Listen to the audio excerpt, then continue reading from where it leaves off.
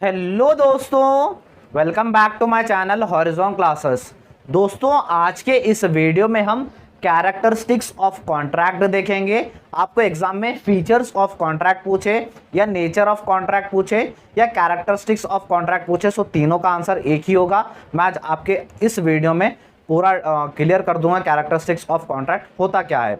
सो दोस्तों, आज के इस वीडियो में मैं आपको पहले कॉन्ट्रैक्ट का मीनिंग समझाऊंगा। या सिंपल सा मीनिंग रहेगा। अगर आपको एकदम सा और फुल मीनिंग चाहिए तो आपको मैं लिंक डिस्क्रिप्शन बॉक्स में प्रोवाइड करूंगा, आप जाकर देख लीजिएगा। सो पहले मीनिंग देखेंगे, उसके बाद 7 कैरेक्टरिस्टिक्स बताऊंगा, वो एक एक से देखते चलेंगे। वीडियो अंत तक देखिए और अच्छे से मैं आपको समझाऊंगा, सो लास्ट तक वीडियो देखिएगा दोस्तों। सो पहले कॉन्ट्रैक्ट का मीनिंग जान लेते हैं। कॉन्ट्रैक्ट का मीनिंग देखिए, an agreement enforceable by law is a contract. So यहाँ पर क्या कह रहा है, एक एग्रीमेंट जो इन्फोर्सेबिलिटी बाय लॉ है उसे हम कॉन्ट्रैक्ट कहते हैं। यहाँ पर दो नए वर्ड्स है, एक तो एग्रीमेंट और दूसरा इन्फोर्सेबिलिटी बाय लॉ। पहले एग्रीमेंट समझते हैं। एग्रीमेंट यानी एग्रीमेंट में दो चीजें आती है, एक आता है ऑफर और दूसरा आता है एक्सेप्टेंस। एक जना ऑफर करता है, दूसरा एक्सेप्ट करता है। यहाँ पर एग्जाम्पल के तौर पर मैं यहाँ पर समझा रहा हूँ। हमारे पास एक्स और वाई दोनों है। एक्स क्या कर रहा है, अपनी पुरानी बाइक वाई को बेच रहा है, 30,000 में बेच रहा है फॉर एग्जाम्पल। सो एक्स क्या कर रहा है, अपनी बाइक ऑफर कर रहा है वाई को। वाई क्या कर रहा है, वाई एक्सेप्ट कर रहा है अपनी बाइक, उसकी बाइक। सो एक्स ऑफर कर रहा है, वाई एक्सेप्ट कर रहा है। वाई क्या देगा, वाई पैसे देगा और एक्स एक्सेप्ट करेगा। सो इसमें क्या हो रहा है, ऑफर एंड एक्सेप्टेंस हो रहा है। ये क्या हो गया, एग्रीमेंट का मीनिंग। 30,000 में गाड़ी बिकी थी फॉर एग्जाम्पल। अब हम जानेंगे इन्फोर्सेबिलिटी बाय लॉ। इन्फोर्सेबिलिटी बाय लॉ यानी वो जो 30,000 में गाड़ी बिकी थी, अगर कुछ धोखे से उसने क्या किए, 15,000 रुपए नहीं दिए, क्या एक्स केस कर सकता है? जी हाँ, एक्स यहाँ पर केस करता है। तो जो भी कंडीशन में केस करना रहा या इन्फोर्सेबिलिटी बाय लॉ है वो कॉन्ट्रैक्ट है।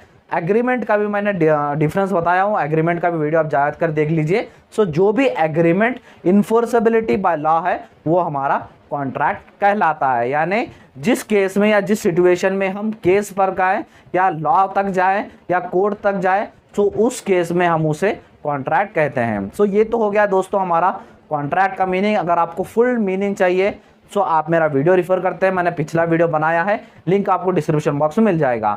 सो चलिए अब हमारे कैरेक्टरिस्टिक्स की तरफ बढ़ते हैं दोस्तों। चलिए दोस्तों, कैरेक्टरिस्टिक्स की तरफ बढ़ते हैं। हमारा फर्स्ट कैरेक्टरिस्टिक्स है ऑफर एंड एक्सेप्टेंस। जैसे मैंने एग्जांपल में ही बताया, ऑफर एंड एक्सेप्टेंस क्या होता है। एक contract requires clear and definite offer from one party to another which is then accepted by the other party. So यहाँ पर क्या कर रहा है, एक जना डेफिनेट और क्लियर ऑफर देना चाहिए और दूसरा वो एक्सेप्ट करेगा। फॉर एग्जांपल, ये जो 30,000 की गाड़ी मैंने एग्जांपल बताया, अगर वो 1 लाख में बेचना चाहता है तो क्या वो क्लियर ऑफर होगा? जी नहीं, क्लियर ऑफर वो नहीं होगा। सो जो भी ऑफर देना चाहता है वो क्लियर और डेफिनेट होना चाहिए, डिफाइन करना करे जैसा वैसा ऑफर होना चाहिए। सो अगर ऑफर बेहुदा ऑफर रहेगा तो सामने पार्टी भी एक्सेप्ट नहीं करेगी। सो जो भी ऑफर कर रहे हैं वो ऑफर जो है क्लियर और डेफिनेट ऑफर होना चाहिए। अब देखिए सेकंड पर आइए। सेकंड, म्यूचुअल कंसेंट यानी आपसी सहमति। म्यूचुअल कंसेंट यानी आपसी सहमति। Both parties must freely and willingly agree to the terms of the contract without any coercion, duress और अनड्यू इन्फ्लुएंस। सो यहाँ पर क्या कह रहा है, जो दोनों पार्टीज जो ऑफर कर रही है या तो फिर एक्सेप्ट कर रही है, वो दोनों क्या करना चाहिए, कॉन्ट्रैक्ट के जो टर्म्स एंड कंडीशंस है, रूल्स रेगुलेशंस है, वो दोनों एक्सेप्ट करना चाहिए। या किसी के दबाव में आकर, किसी से इन्फ्लुएंस होकर कुछ भी अपना डिसीजन नहीं लेना चाहिए। दोनों आपसी सहमति से सारे टर्म्स एंड कंडीशंस एक्सेप्ट करना चाहिए बोल के ये फ्यूचर में है। सो हमारा थर्ड कैरेक्टरिस्टिक्स है। Third characteristics consideration. कंसिडरेशन का मीनिंग इसी में ही है, मैं इसी में लिखा हूं, पढ़ देके मैं आपको समझाऊंगा। A contract must involve promise और exchange of something of value also known as consideration from both the parties. So जब भी कॉन्ट्रैक्ट बनाते हैं उसमें प्रॉमिसेस का एक्सचेंज होता है या तो फिर कुछ चीज़ों का एक्सचेंज होता है, कुछ सामानों का एक्सचेंज होता है या तो फिर कुछ वैल्यूज़ का एक्सचेंज होता है, सो वही एक्सचेंज को हम यहाँ पर कंसिडरेशन कहते हैं।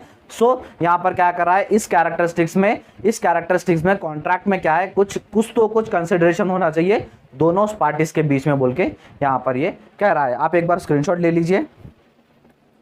सो दोस्तों, जो आपके बोर्ड के ऊपर विजिबल हो रहा है वो अपने 4th and 5th फीचर है। ये हुए के बाद 6th और 7th आएंगे। 4th फीचर की तरफ चलिए। 4th फीचर है लीगल ऑब्जेक्टिव। इसमें लिखा गया है the subject matter of the contract must be legal and not violate any laws और पब्लिक पॉलिसी।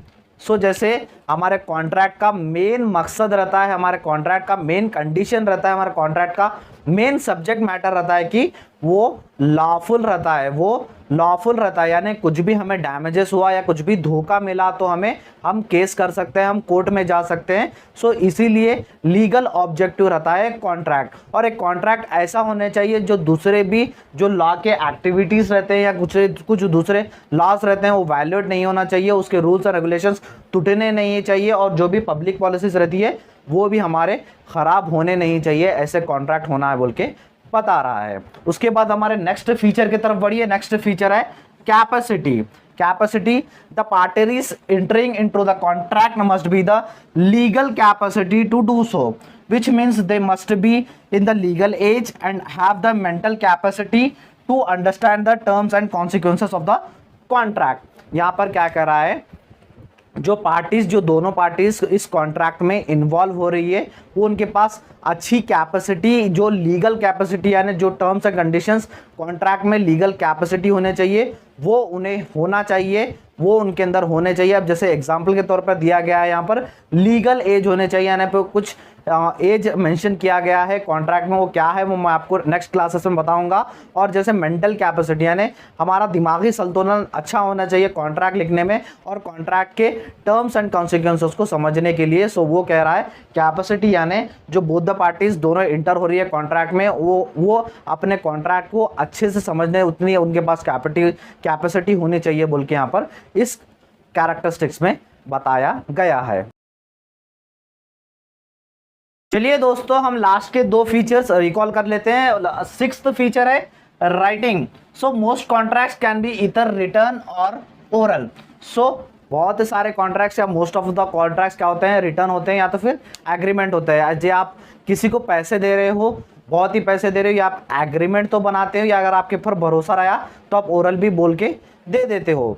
नेक्स्ट आइए, however oral contracts are very difficult to enforce because there is no clear record of offer, consideration and acceptance। अब यहाँ पर हमारे पास return भी contract है और oral भी कॉन्ट्रैक्ट है, बट जो भी ओरल कॉन्ट्रैक्ट्स होते हैं वो बहुत ही डिफिकल्ट होता है, आपको रिकॉर्ड्स, आपके पास कुछ भी रिकॉर्ड्स नहीं होते। सो कॉन्ट्रैक्ट्स में जो भी होता है वो फुलफिल करना मुश्किल होता है क्योंकि आपके पास रिकॉर्ड ही नहीं रहते। आपने क्या ऑफर किया है, आपने क्या एक्सचेंज किया है या तो फिर क्या एक्सेप्ट किया है सामने वाली पार्टीज, आपके पास कुछ भी रिकॉर्ड नहीं होता है। सो आपको डिफिकल्ट होता है जो आपने ऑफर किया था वो आपको रिटर्न लेने में या तो फिर आपको एक्सेप्ट करने में। सो यहाँ पर इन केस इसमें फाइनल आपको इन द एंड क्या है, इन द एंड आपको रिटर्न एग्रीमेंट अच्छा होता है आपके क्लियर इंफॉर्मेशंस के लिए।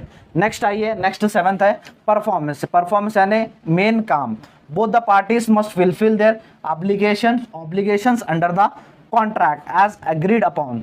सो जो भी दोनों पार्टीज है वो जो भी उनके ऑब्लिगेशंस यानी फर्ज यानी दायित्व, जो भी दायित्व उनके कॉन्ट्रैक्ट में लिखे गए हैं वो उन्हें फुलफिल करना है और उन्हें जो भी काम है वो उन्हें एक्सेप्ट करना चाहिए कॉन्ट्रैक्ट्स में। So and failure to do so में result in a breach of contract. So contract में अगर जो भी लिखा गया है टर्म्स कंडीशंस अगर वो फुलफिल नहीं हुए तो इसका रिजल्ट क्या होता है, ब्रीच ऑफ कॉन्ट्रैक्ट यानी कॉन्ट्रैक्ट के रूल्स एंड रेगुलेशंस को आपने तोड़ा है, टर्म्स एंड कंडीशंस को बोल के यहाँ पर माना जाता है। अगर आपने कॉन्ट्रैक्ट ब्रीच किया तो आपके ऊपर, अगर आपने कॉन्ट्रैक्ट ब्रीच किया है तो आपके ऊपर कानूनी कार्रवाई होगी। ये हमारे थे 7 contracts, 7 features of the contracts. आप एक बार स्क्रीनशॉट ले लीजिए, मैं आपको शॉर्ट में तो पूरा समझाऊंगा, शॉर्ट में 7 फीचर्स। सो दोस्तों, मैं आपको टोटल 7 फीचर्स बताया हूं, हम एक बार रिकॉल कर लेते हैं। फर्स्ट क्या है, first feature offer and acceptance. जैसे मैंने कहा कॉन्ट्रैक्ट में क्या होता है, कॉन्ट्रैक्ट में एक बंदा ऑफर करता है और दूसरा बंदा एक्सेप्ट करता है। सेकंड है म्यूचुअल कंसेंट। सो जो कॉन्ट्रैक्ट में लिखा हुआ है वो दोनों की आपसी सहमति होनी चाहिए, किसी का भी दबाव या किसी का इन्फ्लुएंस नहीं होना चाहिए उसे भी पार्टी के ऊपर। थर्ड फीचर है कंसिडरेशन। जैसे कॉन्ट्रैक्ट में कुछ लिया या दिया जाता है, कुछ एक्सचेंज किया जाता है, सो उसे ही हम कंसिडरेशन कहते हैं और दोनों पार्टी से कुछ एक्सचेंज होना लाजमी है।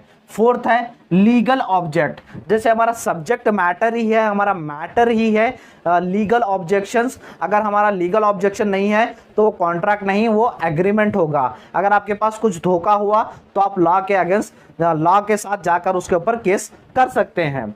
फिफ्थ है कैपेसिटी। सो जो भी बंदा एग्रीमेंट या कॉन्ट्रैक्ट बना रहा है, जो बंदा कॉन्ट्रैक्ट बना रहा है वो लीगली कैपेसिटी होनी चाहिए, जैसे उसे लीगल एज होनी चाहिए या तो फिर वो एक सही बंदा जो कैपेसिटी होनी चाहिए सारे टर्म्स एंड कंडीशंस समझने के लिए। उसके बाद सिक्स्थ है रिटर्न।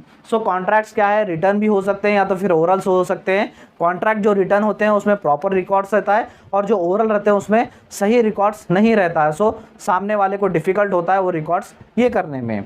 सेवेंथ है परफॉर्मेंस। अब जो दोनों पार्टीज होती है, दोनों पार्टीज को जो भी उनके टर्म्स एंड कंडीशंस लिखे गए हैं वो उन्हें फुलफिल करना चाहिए। अगर फुलफिल नहीं करेंगे तो ब्रीच ऑफ द कॉन्ट्रैक्ट हो जाएगा। सो दोस्तों ये था हमारा characteristics of the contract. I hope आपको ये वीडियो अच्छा लगा होगा। वीडियो थोड़ा लेंथी हो गया मगर आई होप आपको समझने आ गया होगा। नेक्स्ट वीडियो हमारा क्लासिफिकेशन ऑफ कॉन्ट्रैक्ट होगा, सो इसीलिए चैनल के साथ बने रहिए दोस्तों। मैं BCom 4th same NEP syllabus के लिए business regulatory framework subject start कर दिया था, उसके वीडियोस अपलोड होती जा रही हैं, सिलेबस की भी कंप्लीट होगा। सो चैनल के साथ जुड़े रहिए, चैनल को सब्सक्राइब कर लीजिएगा दोस्तों। वीडियो अच्छा लगा तो वीडियो को लाइक कर दीजिएगा। थैंक यू सो मच दोस्तों।